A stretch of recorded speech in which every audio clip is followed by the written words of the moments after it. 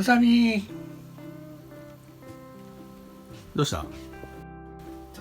ちょっと見てください。こ何それ？れなんかわかる？違う。黒いアームつけた。はい。おほほほほ。これね、これノーマルのフロントついたの？で、こっちと同じものね、 RGT とか、すごいすごいすごいすごい。お、ついてるついてる。無加工で？無加工。アームこんだけの部分をこっちのものとそっくり変える。お。でショックが長いんで、うん。これね、ドリフトは。でショックタワーをね、オプション用のやつに変えて下げると。だからそれの R3G のショックタワーに変える。アームと C ハブとステアリングブロックを変える。そうショックタワーと。っていうことはそれでフロント周りが強くなったってことね。そう。これはちょっと見た目に弱いし、ね、樹脂のアームがついたんでね。それリアはいらないの？でリアも実はですねあるんですよ。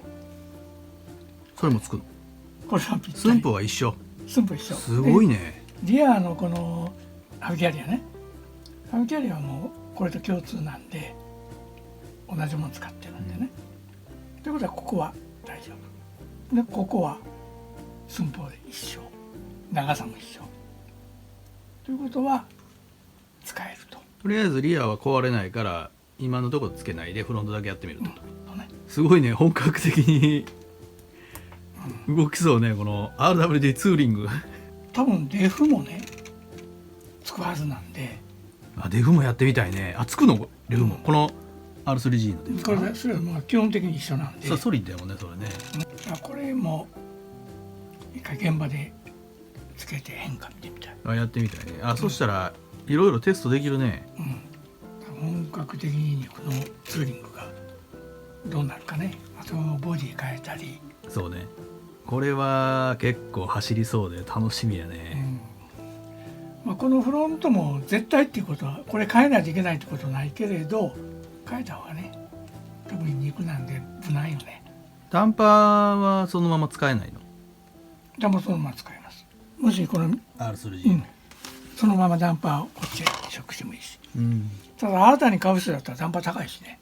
あ、そうね、そのままつけた方こがね。の足回りだけだったらこれ大した金額にならないし、あ、そしたら結構いろいろテスト項目が多いね。すごい簡単なんで、もう少し詳しくね説明したい。まずバンパーをあれしますね。これバンパーもね、こう上も固定されてるんでね、結構強いよね。ツーリングの方にはこれはなかったんだね。ショックを外します。こっちの方はここに3ミリの芋ネジを立ててやってたの。こっちはもうこれにネジが切ってあるんでね、こっちの方が楽ですね。これね、ダンパーを外して一応片側だけちょっとやってみようかな。逆なんね。もともとついてたやつから変えるんじゃなくて、そうそうそう、一回ちょっとね、最初はどうなってたかっていうのをね、まあ、こういう状態ね、これが出来上がる。それは出来上がり版。ここに力が入ってるんで、パイロットの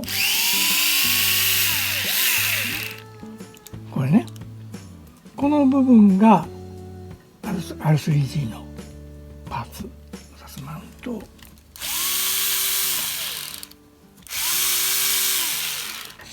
外すと、こういう状態ね。これね、形はかなり違うけれど実際同じものなんですね。 RGT の場合はこう C ハブがついてるんですね。でドリフトの方は C ハブがなくてこれで固定されてる。だから多分クラッシュにはあまり強くないんですね。でこれもユニバーサルがついてるピンを外せばこの部分だけ残るんでね。壊れないってことはないと思うけど、これは結構やっぱり樹脂なんて強いんだよね。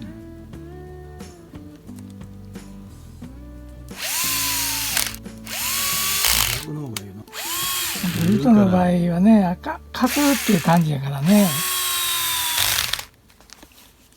アルミはね、折れないけど曲がる。で、それがね、曲がりがわからないんでね、止まんのはね。こういう状態なんですね。こっちがビフォーアフターね。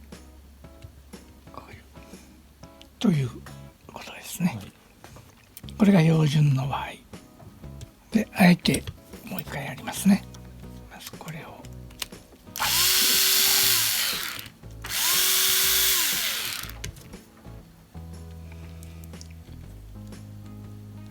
で、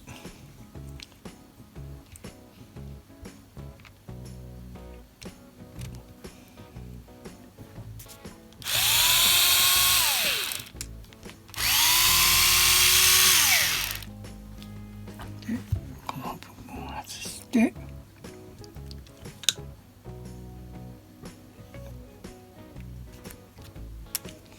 ワンタッチ。スペーサーも一緒。一緒。これ現場でもできるしね。こういう糸も簡単に変わってしまうんで。大会に出るとかやったらそのどっちがいいかとかいう比較になるけど、今回の場合は壊れてほしくないからそうだね、間違いなく樹脂の方を使うよね。でこれ壊れても安いしね、ああ、そう多分ね、値段的にもダメージが少ないよね。でこれも普通は後ろを使うんですよね、ね。こっちはね。変える。これちょっと前、この角度がきついんで前の方を使います。アッカーマンの問題よね。でもアッカーマンもちゃんとしっかりついてるんでね、このドリフトより打角が少なくなるんで、ドリフトは目いっぱいっていうか、これストッパーがかかるんで、これ以上ね、そんだけ切れればいいと思う。これだと普通のツーリングより切れてると思うね。一応アッカーマンもほぼまっすぐ。これでショックタワーを変える？向こうもショックタワー変わってるんですよね。これが約5ミリ違うんだね。でも取り付けは全く一緒なんで5ミリ低い。ツーリング用。 5ミリ低い。だからこのままつけるとタイヤがね、これ全然違うんで、だから車高が上がりすぎるんでね。ダンパーを R3G の小さい短いのを使うこともできる。同じこと。そうするともうこっちと全く同じ状態になるんでね。レースに出るわけじゃないけどどこまで詰めるかやね。やりそうやな。そんな4駆を抜いてしまったらどうしようかな。ああ、ジャイロついてるしね。いやでもこの車バッテリーの向きを変えたり、リアのウェイトを外したり、いろいろ触れるところあるよね。あるよね。なんかツーリングよりなんかやること多くて面白いかもしれんね。まあやったことないからいろんなことできるよね。できるね。まあでもツーリングの場合はね、いろんなこともう大体やってるから結果が分かってるんで。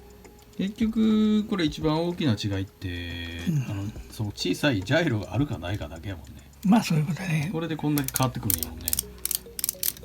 まあジャイロがなかったらとても走るとは思えないけどね。結果まあこの間もそうやったけどね。まあ一応これであとは現場で細かいセットやってみましょう。走らせに行きましょう。